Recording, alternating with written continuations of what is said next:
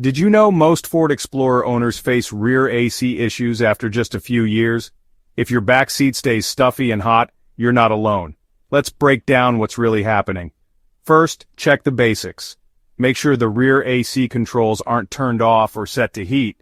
It sounds simple, but sometimes the switch is just in the wrong spot. Next, listen for the rear fan.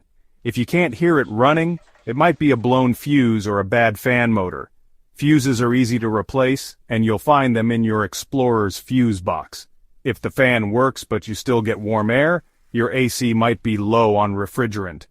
This happens over time and means cool air can't get to the back. A mechanic can check and refill it for you. Another common problem, blocked air vents.